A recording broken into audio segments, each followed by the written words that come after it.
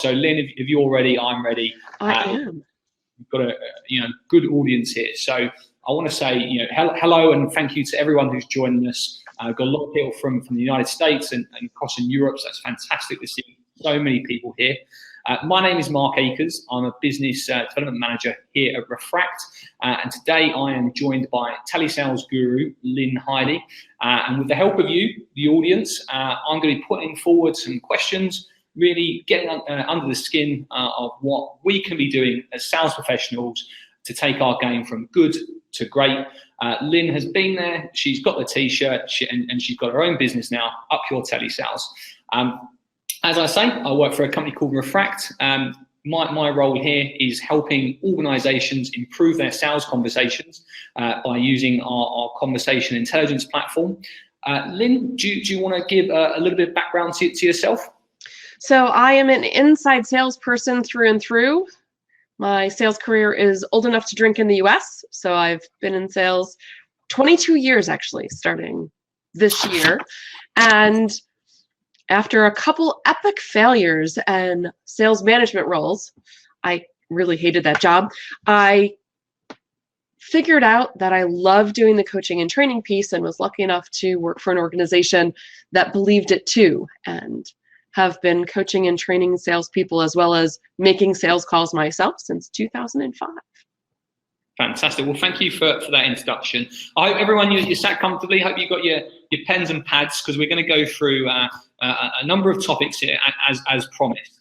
So we're going to be looking at the commonalities of successful salespeople, the traits to cultivate and captivate your sales career, what you can do every day in sales to be the best you can be, how to identify your successful traits and build upon them. Really key now for the fifth part here, where Lynn is saying that you should be focusing on your strengths and how you can further go on by focusing on those rather than your weaknesses. And then we're going to talk a little bit about what you can do to make your wins repeatable. As I say, it's quite a loose structure here, but those are the topics we're going to cover. Keep your questions coming in throughout. I'll put them straight to Lynn. So let's kick off from there. Lynn, one of the things I just picked up on there was you mentioned about a few successes that you've learned from failure. Just yesterday, actually, Will Smith, the movie, the legend that is, he actually posted something on social media, and I shared it on my LinkedIn, all about failure. And if you want to be successful in life, you've got to be prepared to fail. So you said there you've had some failures. Are they linked, therefore, to the success you're enjoying today? Tell us a little bit more about those. So I think that's really true, right? And there's so many people who talk about the fact that, right, you just bask in your success, and a lot of times we forget to learn from those as well. I think you need to. We can probably talk about that more later. But with failure, I think the biggest thing that I learn is about me, right? What do I need to do? What works for me? What doesn't work for me? Why are different environments helpful or not helpful? And when I was a manager, it wasn't that I wasn't successful, right? I was a good corporate girl. What do? You get your entry-level job, and then you move on, and then try your next thing, and you get promoted, and if you do a good job, you get promoted again. But a lot of times what ends up happening is you end up getting promoted out of the thing that you loved doing. And I didn't actually know it was a choice until 2 years into not loving that sales director job, that I could have said no. Who knew? Didn't know that was an option. And in this role, then, were you responsible for TeleSales? Was that the department you were looking after? Yeah. So I had 30 at the height of the insanity, as I like to call it. I had 38 inside salespeople working for me on a team. Right. Okay. So wow, quite a lot. Yeah. Is it fair to say then, when you're managing a team of 38 telesales people, that there was a bell curve there, where you had people that were middle of the road performers, those B game players and A game players? Absolutely. And I think that in corporate America environment, what ends up happening is the bottom, right? That bottom end of the tail of the curve, HR makes you pay attention to them, and hopefully you either coach them up or coach them out. Sometimes you have to fire them. when they don't get the hint. But those top performers are going to be top performers no matter what, right? They're going to do what they do, and you shouldn't leave them alone necessarily, but make sure that they get what they get. What I find is that the beauty is in the bell, right? It's not even making people who are in that bell curve into rock stars. It's what if we can take the bell curve and move it up, right? If everyone in that 80% did one more deal a month, what if everyone in that 80% did, hit goal one more time a year? Absolutely, and if you can level jump those middle of the road people, the impact that can have on you as a manager, the business is obviously undeniable. Just something I mentioned, you mentioned that top performers will be top performers no matter what. And I don't know if that was sort of maybe a throwaway line, but I want to just question you on that. When you say no matter what do you mean by that? Is that luck? I don't think it's luck at all, actually.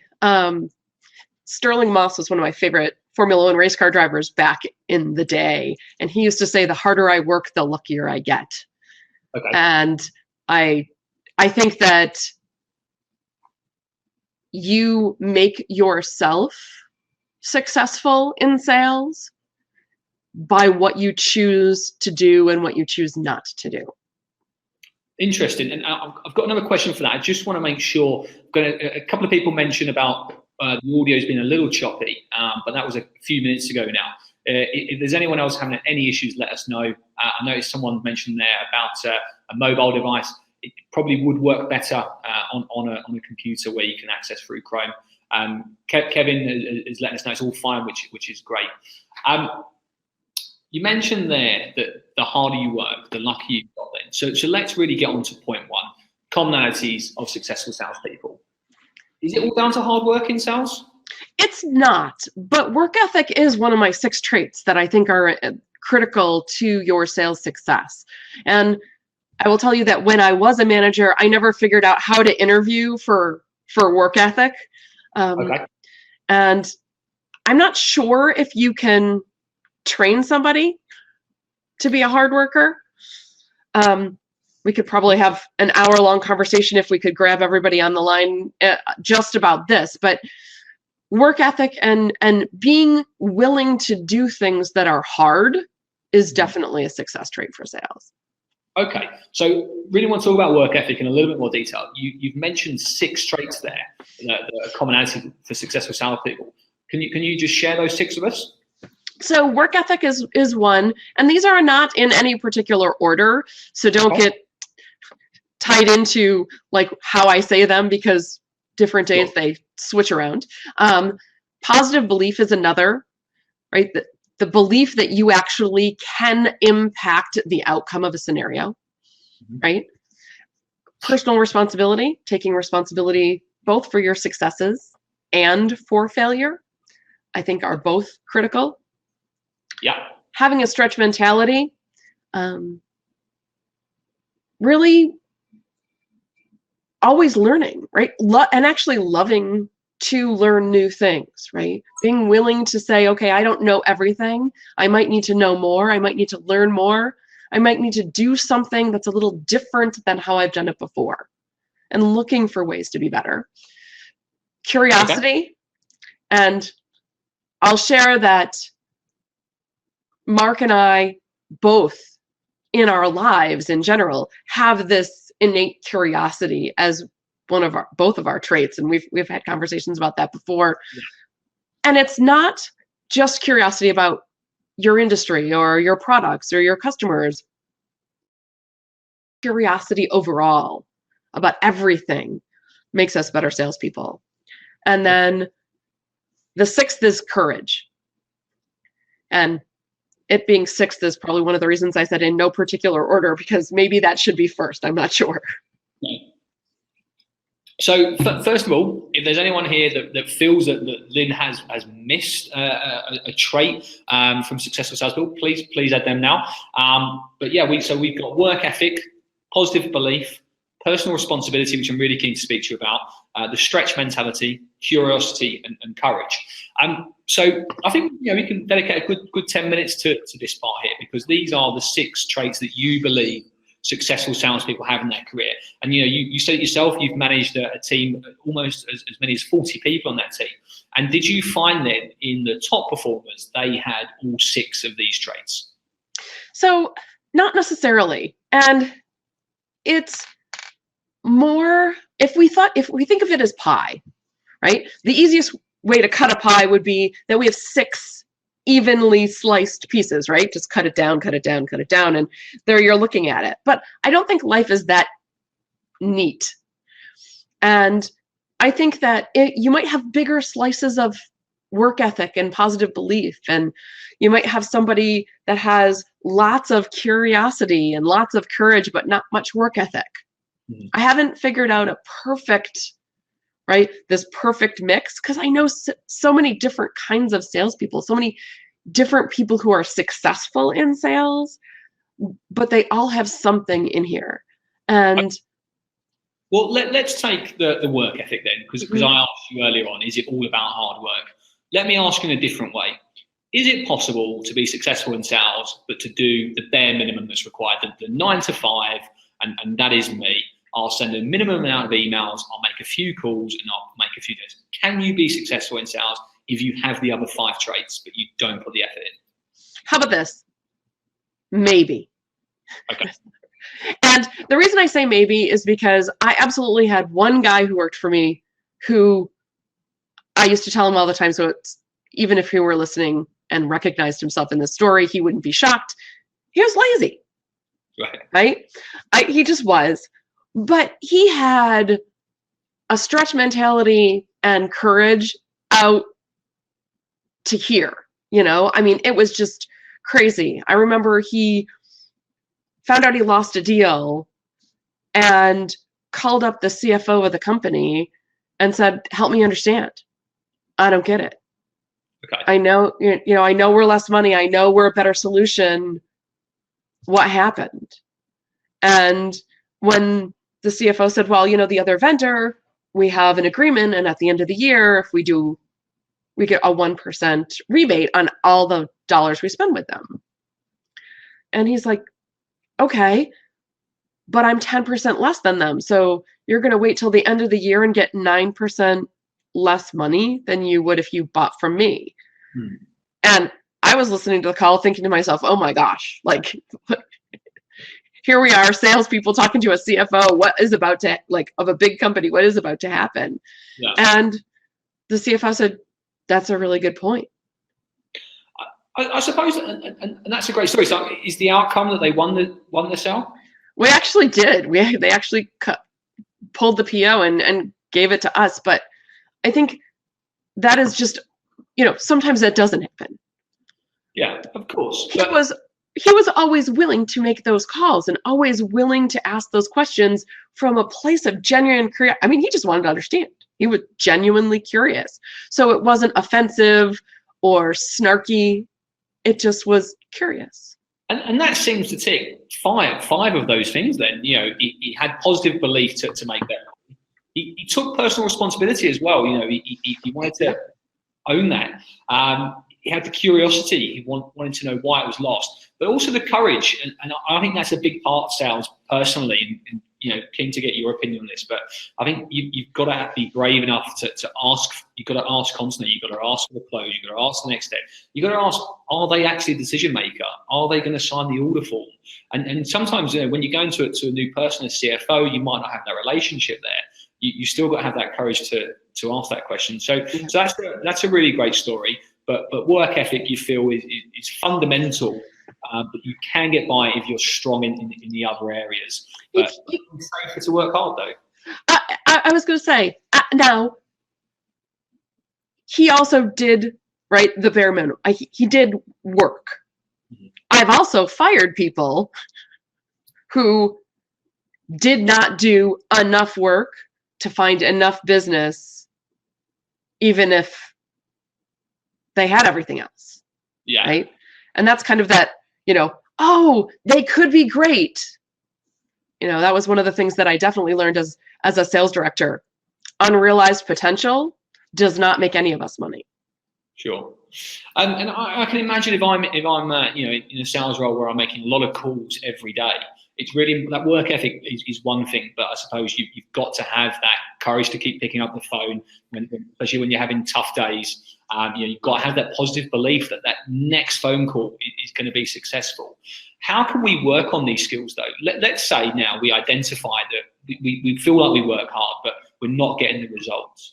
What can we start to do to tap into these commonalities here? So one of the things that I think is important is that we actually look at what do we do well first. Mm-hmm.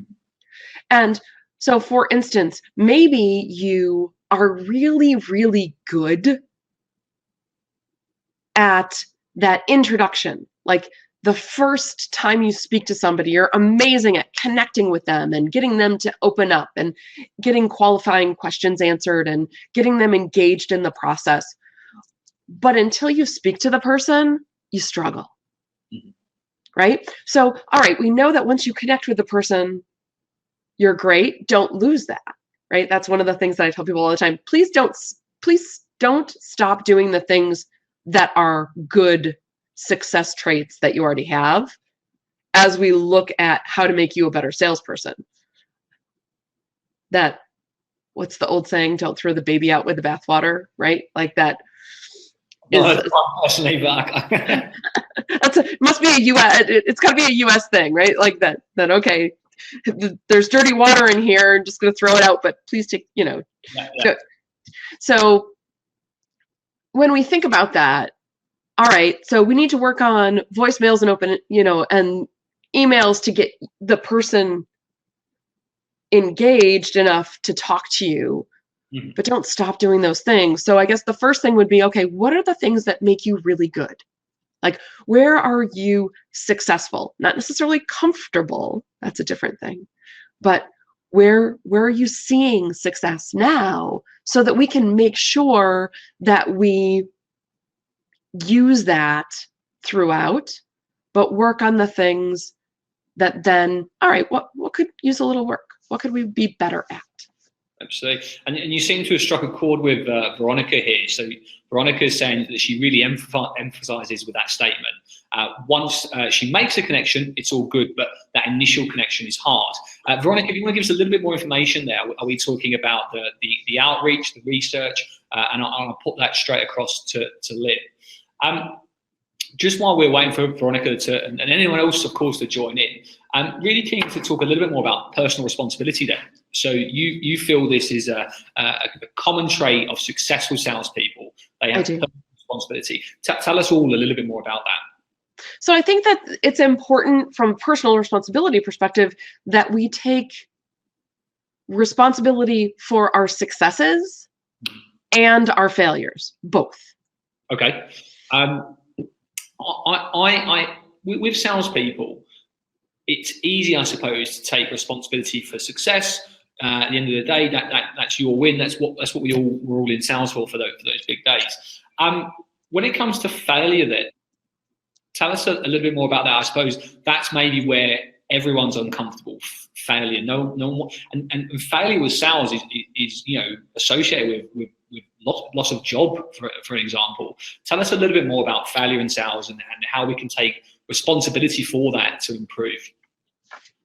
Well, for instance, using my example from before where we lost the deal and he took responsibility and called and said, help me understand what happened, right? That's taking responsibility for losing the deal, right? He didn't say, hey, what did I do wrong? Oh my gosh, I'm so sorry. Not like apologizing for what happened. That's not necessarily personal responsibility, although it can be. But more that idea that, okay, I know I can impact change. So in my world, positive belief that I impact change and personal responsibility are pretty tied together when we look at behavior. Okay. So it's interesting because I coach a lot of salespeople where I don't think they take enough responsibility for the good things that happen in sales, right? That they put all this work in And then they're like, well, yeah, but we had the best solution, so of course they bought from us. Wait, no, that was you, the salesperson, right? They had to buy into you, then they had to buy into your company, and then they buy from you. Yeah. I actually read a post just, I think yesterday or the day before, where someone said, it's not about what you sell anymore. It is all about how you sell. And the example was in the field of marketing. I think it was like I'll get the stats wrong, but the point will remain valid. Like 5 years ago, there was something like 150 marketing products in this particular space. Fast forward to now, there's like 4,000 marketing products, and they're all very similar, all very competitive, all the same on price. And it's now not what you're selling. It's all about how you sell, the language you use, your approach to business. So I can totally emphasize with that. When it comes to personal responsibility with failure, how comfortable have you found successful salespeople to be with failure in sales? So I will say that maybe that key word there is successful salespeople, right? So the most successful salespeople are 100% willing to say, I lost. Like, I lost this deal. Mm-hmm. So if I had done something else, and maybe that's that stretch mentality piece, coming in where they're looking back at the deal and kind of doing a debrief with themselves and saying, okay, I didn't qualify well enough at the beginning, right? I missed these 3 key things. And maybe we wouldn't have won the deal, but maybe we could have lost faster. Yeah. Right? So do you feel, though, therefore, that if we strip away successful salespeople now, mm-hmm. we all want to get there, we can all be more successful then. In my experience, and I've been fortunate enough to work with a lot of different salespeople, I think it's quite rare that a salesperson will say, I cost that deal. I lost that deal because of what I did or said.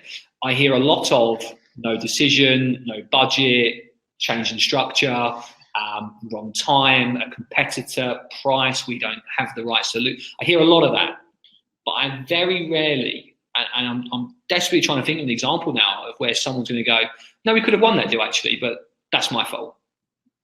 Are you telling me that successful salespeople, therefore, are more aware of when they've gone wrong and prepared to say that's my fault? Yeah. Yep. And I will share with you that sometimes they're saying, hey, I didn't uncover this information soon enough. Okay. They might, right? So it may not be we could have won if I had done this, but again, back to I could have not wasted as much time. And so I can resonate with that. There is definitely times where I've ended up losing an opportunity, and I could have just found that out immediately if I asked the right question a lot earlier.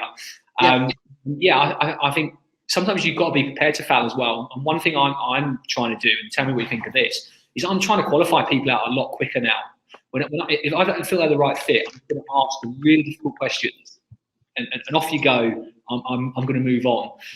We've had a couple more comments here. So it looks like one of these is someone that might have worked with you in the past. Can you read I think it's Emil there? Emil, yep, yes. And then we've got, she said hello. And then Richard saying that he agrees with me actually that it's very rare sales reps will take accountability for why they lost the deal. Often this is because they are restricted to only having their own self-perception of the sales process, and managers aren't observing how they sold in practice. So you've been a manager, you've had a large team, you've had people that are successful in sales and people that aren't. How in tune were you with the deals and where they'd been lost? Could you pinpoint that as well? Yeah, and Richard, I think that it's critical that in the process of the internal company process that you have some checks and balances, right? So this is not a webinar for me to sell Refract for Mark, but recording calls is huge, right? So one of the things that is really important is that we record calls so we can actually see what the behavior is that people are demonstrating. Now, granted, I'm an inside salesperson, so everything can be recorded within the bounds of legal responsibility, of course. And we need to make sure that we're actually reviewing things and practicing, right? So actually making sure that you give people the opportunity to demonstrate in a non-sales threatening kind of way what's happening. Are we talking about role play here then? Absolutely. I tend to call it practice. Okay. Because salespeople like hyperventilate when you use the word role play, but yeah. Do successful sales reps hyperventilate when you mention role play? Yes, but they're willing to do it. Okay, and exactly. So are you telling me therefore then that you have managed people that outright refuse? Yes, I actually can think of 2 people right off the top of my head over the last 22 years that refused to role play. And are they successful salespeople? One of them is successful. Could he be more successful? Maybe. And the other, I don't believe she's in sales anymore. Okay, well, and so let's talk about this then. Role play absolutely is something that's got a stigma attached to it in sales. And I think we are rattling through, we're talking as well about point 2 here, traits and that could catapult your sales career. So we're doing fine for time. Role play definitely has that stigma attached to it, but there are loads of different ways in which you can do that. And again, just going back to that post I put on LinkedIn yesterday, that 90-second speech from Will Smith was all about practicing, getting ready for failure. Tell me what you think role play should look like in a modern environment, and why salespeople should embrace it. Well, I'm going to use a sports analogy rather than an acting analogy first, because I think more people have some kind of sports team experience than maybe acting experience. Sure. But I think of it as drills, right? So it's not that you're going out and practicing a game. It's a basketball player going and making shots from the free throw line to become better at doing that. It's, a American soccer / European football player making that corner kick to place it in the right place every single time. How often can you get it there? I'm a downhill skier. Can you successfully navigate gates on a slalom, which are different than a downhill course? Okay, so I actually am in agreement here, but I want to throw this out to everyone else. We've got a good number of people on the webinar. Tell us now, what do you think of role play? Do you do it? Do you like it? Have you learned from it? But what it feels like you're saying to me is you don't need to play out the whole scenario. You don't need to play out the whole meeting. Play out, break down key moments. And so an example I've had of this, a couple of jobs back, I was working for a really exciting software firm, and they made me do the whole role play. I had to leave the room, I had to come in, I had to shake hands, I had to do the rapport building, I had to do the fact finding, go through the demo, then I had to negotiate at the end. And it was exhausting, and it was uncomfortable. But then I've worked at other companies where actually we pick a topic, we pick a theme, we pick an objection that someone else has had, and we just fire it. How do you handle that? And that seems to work better for me as a salesperson. Is that more in line to how you would carry out role play then? It is, because truly, and here's where I would break it down, the difference, right? So I would do an actual sales call review to do the first scenario, right? Like if I want to hear from soup to nuts, I want it to be with a real prospect or customer, right? If not, let's pick something. Okay, so all right, how do you get past the gatekeeper? Go, right? Role play just that piece of the puzzle. Or, right, the top 3 objections you hear as an organization. Make sure that you have a best practice to how to overcome or get past that objection or the resistance to having a conversation, right? Or, all right, when someone asks you this question, then what? Absolutely, and we've got a few people here that are sharing their opinions. So the statement that's being made here is role play is most effective when it's taken seriously. When you aren't practicing, it means you're probably overconfident. important. And then we've got when you are role playing, you are effectively planning out a specific portion of the sales process.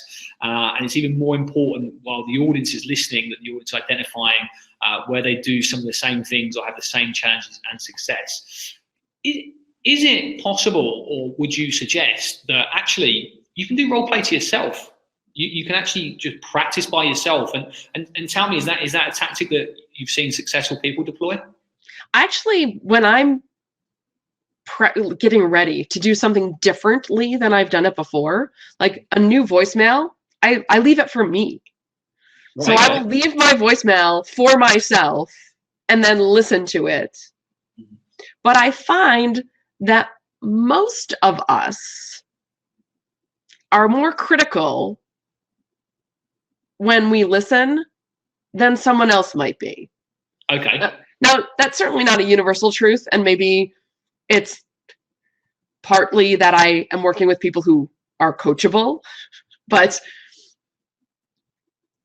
we tend to pick things apart instead of looking for some of the good things. So I actually have a 3-2-1 kind of debrief, right? What are the 3 good things? What are 2 things that could have been better? And what's 1 thing that you need to stop doing? Mm-hmm. As long as you're looking more for the things that are working as well as for the things that aren't, I think we don't do that well as people. Yeah, well, and I can certainly see why that is the case. So I think we're about the halfway point here, Lynn, and I feel like we've covered the first 2 topics here: the commonalities and the traits that you can have to catapult your sales career. Just in a nutshell, then, just tell us the average salesman that's out there your top 3 things that they should be working on to be successful. Ooh, top 3 things to work on. Yeah. Sounds like practice is in there. Practice. Yeah, I would say that make sure that you are always getting better at your craft. I mean, sales is a science and an art. So we need to be doing a good job at both pieces of that, right? Make sure that you are actually following the process that you know works to get from, that first cold call through closing a deal and keeping a customer happy. Make sure that you're doing the art as well, right? Practice the intonation, the tone, the actress stuff. Actually, I wrote a piece about Joey Tribbiani. I'm sure yes. you're friends. I don't know if you saw it, but I wrote a piece about Joey Tribbiani. Actually, he's an actor, so maybe that works quite nicely. How we always catch him practicing with a pineapple in one hand, or with Ross trying to give him a kiss and reading his lines, etc. And it's all about preparing for that moment of truth. So I certainly buy totally into the role play aspect and how you can practice and work at your craft. But let's now focus more on the day-to-day then. So, every day in sales is different, but at the same time, it's very repeatable. You are trying to achieve the same thing.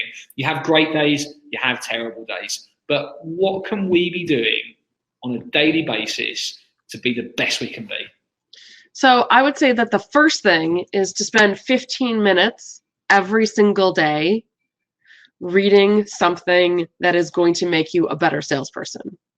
And I'll expand that a little bit because there are some people that are more likely to learn by watching a video or listening to an audio tape or whatever, right? So it doesn't have to be reading. I happen to be a bibliophile and have piles of books all over my house. So I read, but 15 minutes every day. I mean, if we did the math, let's do the math. We're salespeople. I need a calculator, right? So 15 minutes times 5 days a week. I'll give us 4 weeks holiday, right? So we'll say 48 weeks a year. If we just do 15 minutes a day, that's 60 days of education. Days? A year that you have learned and become, like if you work 15 minutes a day, just work days, you have by the end of the year, you've spent 60 days getting better as a salesperson.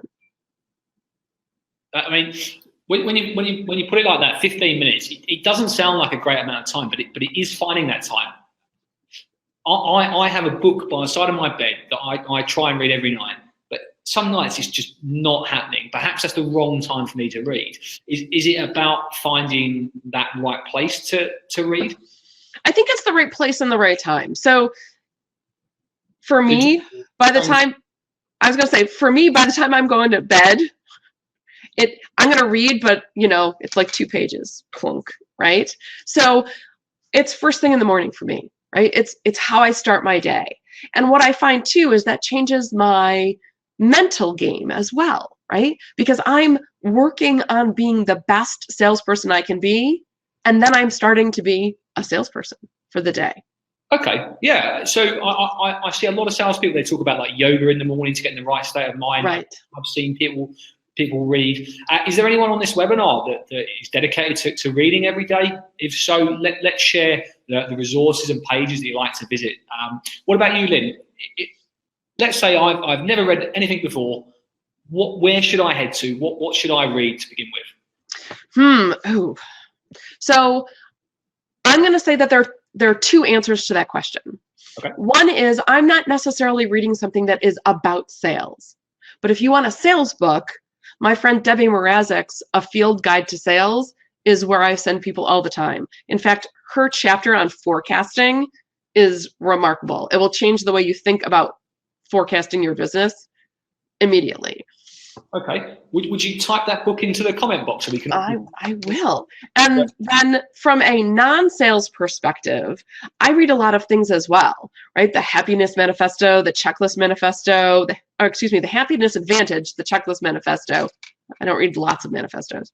But I would say that the one I would start with would be Switch by Chip and Dan Heath, which is about how to change when change is hard. And I would say that I found applied to me as a human being. How do I change myself? But let's face it, when we're prospecting, we're changing somebody else's mind. Okay. So, and how do we decide what to read? How do we cut through the noise? That there is so much out there. With, as you mentioned, blogs, audio posts. There's YouTube. There's books. How do we cut through the noise? How do we know what we should be reading? Should we be aligning that back to our strengths, or what's your thoughts there?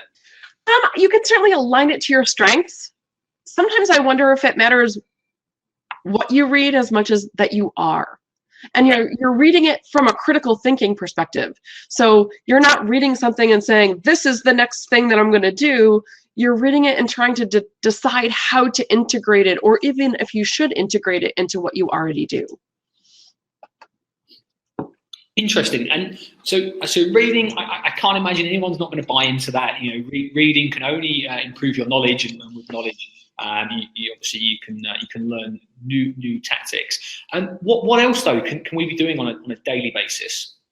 I think that one thing that people always hated when I made them do when I was their boss is I wanted them to do something that made them a little bit uncomfortable every single day. Almost every single day, asking a question, making a phone call, calling higher in an organization, doing something a little bit differently, being uncomfortable. It was almost kind of to get them comfortable being uncomfortable, if that makes any sense at all. It certainly does. Okay, and what about yourself? And where did you learn that from? And what success have you had from that? So that came early for me. That came from looking as a new salesperson at qualifying.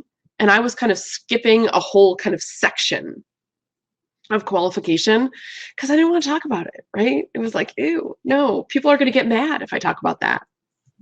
And I realized, all right, I just need to do this. And I needed to work on it too, right? So the questions I probably made up to start are certainly not the questions I ask now, but it's kind of saying, all right, let's look at what am I not doing? What am I missing completely in the sales process? Or where do I feel uncomfortable? Is there a better way to ask these questions? Is there some way I can make this more conversational and not make it feel like it's a, random tangent off of what we're talking about and integrate things more into kind of a conversational qualifying perspective. Okay, so again, this comes, I suppose, to building your courage as well, which is again traits you've identified. We've got the stretch mentality you've ticked off there by reading every day. What else could I do, or can all our listeners do on a daily basis? And if you are listening now, please put in here what you do every day and what you're finding successful. But yeah, Lynn, have you got anything else for us? So my last one would be make another call before you get up from your desk. So I know what you're saying here, because we obviously spoke about this before. Yeah. I've tried to embrace this over the last couple of days since we last spoke, but I think this is really great. Tell us more about that. So before you get up to get your next cup of coffee, right? Oh, I could use another cup of coffee. Wait, no, I'm going to make one more phone call and then I'm going to go get my cup of coffee. Almost like my coffee becomes a reward, right, for making that next call. Before I go to lunch, make another call. Before I allow myself to do that proposal, right, or answer that email or go home for the day, make one more phone call. So sorry, go ahead. I was going to say, you've got your calculator there. Yeah. Let's do the maths. Let's say you make 5 more phone calls a day. What does that mean? So 5 times 5 times 48. That's 1,200 more calls a year. 1,200 more calls a year by simply making 5 more phone calls a day. And these are moments where you're ready just to cut off, have a coffee, get some lunch, head home for the day. If you can make 5 more calls, you're saying there, Lynn, 1,200 more calls a year. What could that mean for your pipeline? Incredible. And I'll tell you that when I was a manager, one of the things that I would say is, let's face it, all of us probably waste 2 hours a day at work. My boss is watching, so I absolutely don't, Lynn. And all I'm talking about is that 15-minute meeting, that 5-minute, I'm going to go grab a cup of coffee becomes 2 people in the break room talking about something that is interesting. So you stop for a little bit longer. The trips to the toilet, all of that stuff that we do, which, by the way, turning around and debriefing yourself, right, on a call, work related. Yeah. Turns into bitching about something not work related, right? So the 10 minutes is really 3.5 minutes of business. The rest is a little bit wasted. If we just carve off those 5 calls off of that 2 hours, we are still playing around for an hour and a half. Yeah. No, I think that's fantastic. Just that mentality there. Now, it's interesting that you mentioned the word "make that extra call." Are you of the mindset that it should always be the phone, or what if I said to you, well, actually, I'm just going to send one extra email? Are you happy with that approach, or with your TeleSales, all about the phone? So I think about it as making one more call, because I think people are less likely to make one more call than they are to do anything else. Okay. So I've always made it one more call, which does not mean I'm a believer that that's the only medium that works, because I actually believe that we need to use, email and LinkedIn and, webinars like this to talk to our customers. I mean, there's lots of different ways that we need to communicate with our customers and our prospects, but I think the telephone is the one that causes people, even in inside sales, the most angst. And what can we do about that, though? Because the phone is so important.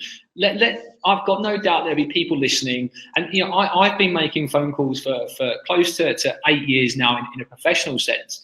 And although it doesn't really faze me, there are definitely times where I am nervous, and it can be anything. It can be I'm concerned of what they're going to say. I'm going to get some bad news. It can be that I've just looked at their LinkedIn photo and I think this guy looks scary. Is that something we can ever truly conquer, or we just got to learn to be uncomfortable? I would say that that's where the courage comes into place. So my dad always told me that if you are unafraid, you don't need courage. Courage is for when you are afraid, right? Being brave is because you are scared. And I'm somebody that I'm, rip the Band-Aid off, jump in the cold water, don't wade in kind of girl. So I make those calls first. And actually, let me take that back. I usually make 2 warm-up calls, and then I make the hard call. Okay. So, so, run a lap around the pool and then jump in, right? So it never goes away. I don't know. Okay. I mean, at least for me, right? I've been doing this 22 years. You've been doing it 8. There are still calls that make me feel like, yeah. So the answer there then is to just get comfortable being uncomfortable. The one thing I always tell myself is, what is the worst that can happen? The person about a call, they got up just like me this morning. They go home just like me and make the call. Great. So we've covered a few things there then that we feel, I should say, we can do every day to make ourselves more successful. So that's a really good piece there. And where we've got about 15 minutes left, I'm really keen to tap into this. Why focusing on your strengths will get you further than focusing on your weaknesses. And maybe let's bring this to life a little bit. I suppose one of my strengths I feel is rapport building. I like, once I get through to them, I feel like I can get past the gatekeeper. I can build up a bit of rapport. One of my weaknesses, let's say, I'm sure they come flooding in now from Kevin, but perhaps it's taking things personally. Let's use that as an example. You get a no and you feel like, well, that shouldn't be a no, and you're passionate about it. Why should I be working on my strengths and not my weaknesses, and why indeed should everyone else be doing that? And I'm going to use myself as an example. So I'm not sure when exactly the book came out, but it's the Gallup organization in the US does lots of polls, and they gather data together. And they did one called Strength Finder. And it talks about 34 different traits that all people have, but we all have them in different amounts, let's say, and different stack ranking. And so I did this, and back when I took the assessment, it was one where unless you went to the Gallup organization for their week-long training on how to use this, they only gave you your top 5. And I used to say, I'm sure empathy is in my bottom 5. And everyone always says, oh my gosh, but salespeople have to be empathetic. So empathy is defined by the Gallup organization as feeling what other people are feeling. I'm not empathetic as a person at all. Like, I don't have that. And in fact, one of my customers actually paid the extra money because he wanted to know if I was right, and got my 34 stack rank. It's actually 34th. So of all the 34 talents, empathy is at the very bottom. Right. Is it important though that you know that that's your weakness, even though you don't want to work? Oh, so it's important that I know it's my weakness, but I'm never going to be good at it, right? I'm not talented in that area. So instead, I have to look at what am I good at that can get me the same result as empathy would get somebody who is talented in that. Okay. Now, if I'm listening to this webinar as not as myself, I'm just listening in, and I'm thinking, well, I don't know what my strengths are. And to be fair, when I tried to give you an example, I found it hard. It's hard. Yeah. It is. And it comes back down to that practicing and identifying and watching. So it's very hard to criticize yourself or really acknowledge your strengths and weaknesses. And the reality is, I probably don't really know what my strengths are or my weaknesses indefinite. Is there a way that we can all work that out or understand what our strengths and weaknesses are? So there are lots of great assessments. There's a company, and all I know is I always laugh because it's OMG, which I think of as the text OMG, and it's not. But I just know the acronym for the company that has a really great sales-based assessment. Strength Finder by the Gallup organizations is this talent, right? Yeah. You've probably also seen Myers and Briggs, which gives us personality, DISC assessment, that kind of personality stuff. There's lots of assessments that can help us understand where we're good and where we might struggle as people.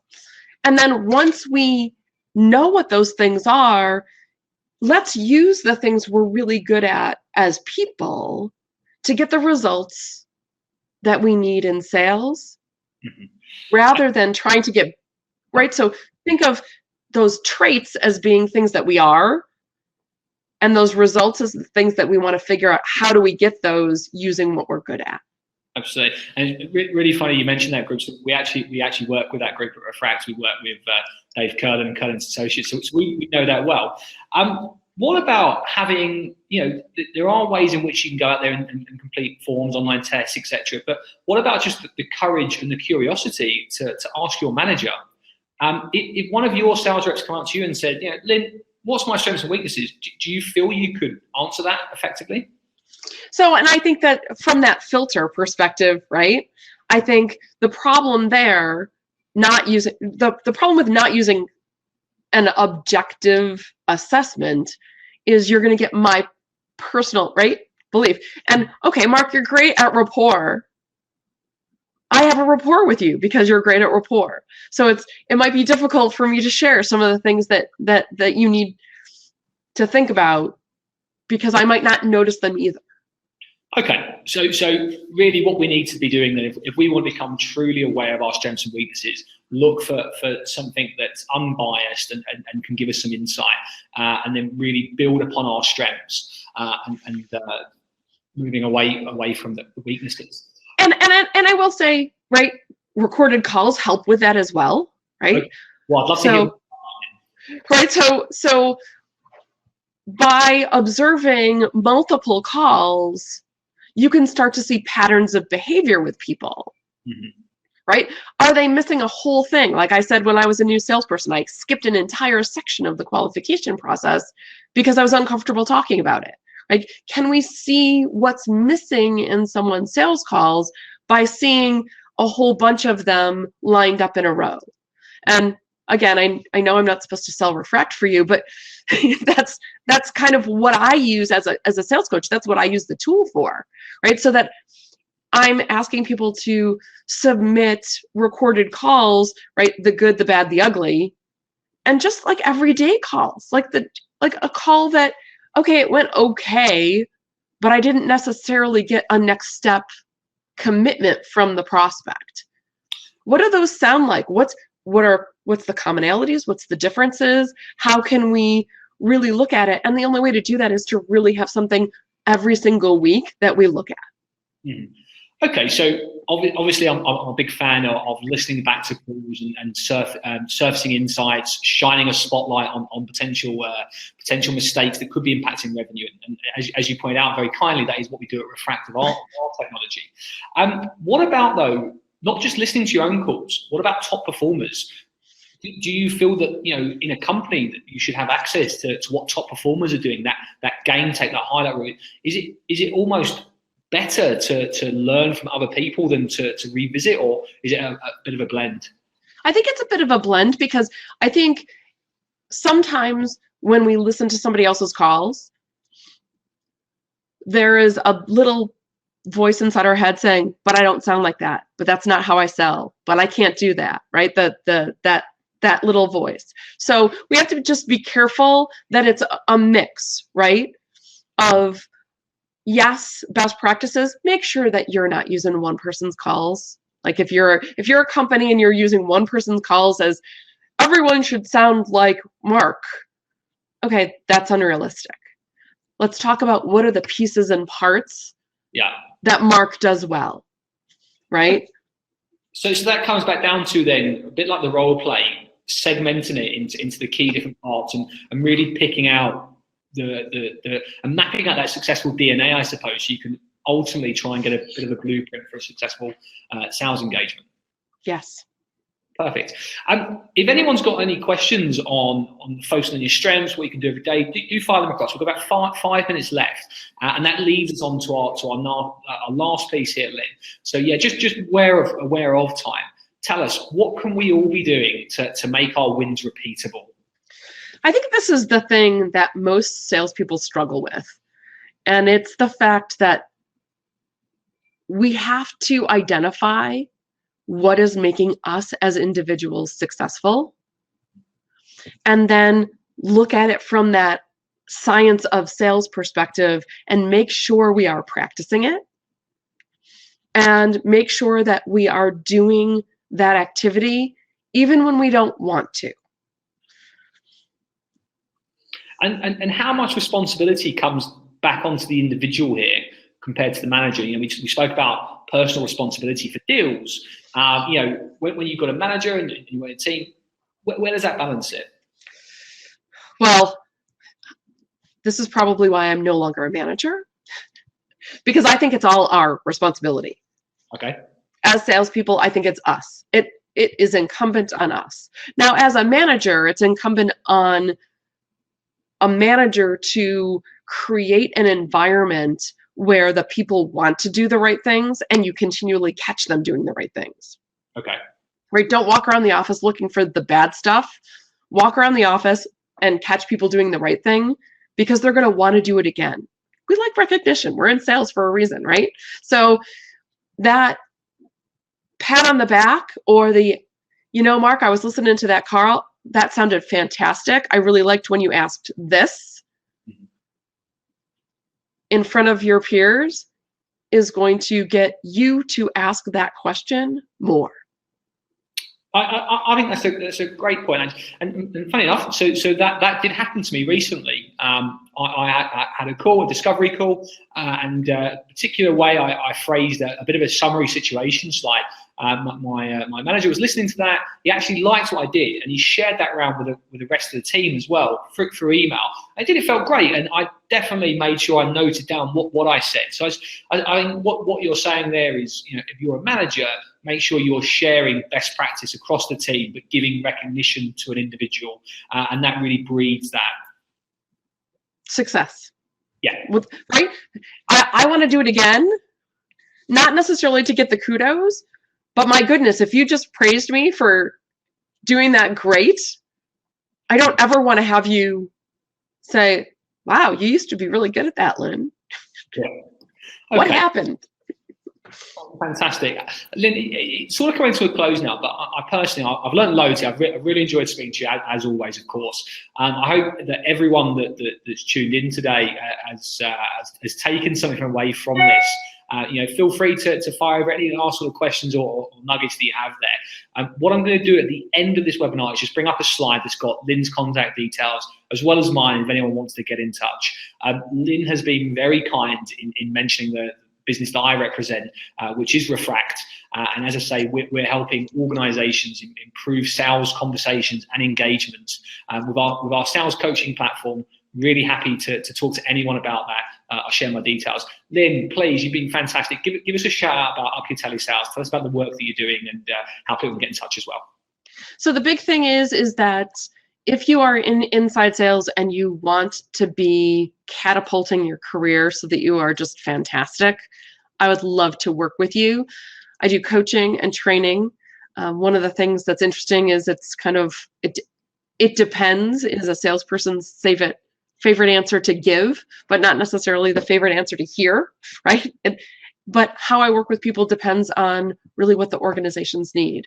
And that looks like lots of different things depending on whether it's organizational structure that needs to be impacted, or if it's salespeople who don't know how to do something, that's a training thing. If it's like, you know how to do it, but sometimes you stop yourself from doing it, that's usually a coaching thing.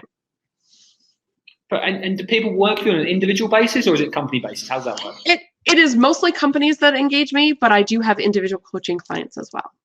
Fantastic. So if anyone out there wants to speak to Lynn, they want to take their telesales career from good to great, Lynn is available. I'm going to cut to a slide now, sharing our contact details. But just one final note from me is just obviously thank you, Lynn, for joining again. The one thing that I'm taking from this is that one more call, that one more engagement, and really appreciate your time. Thanks very much, Lynn, and we'll speak soon.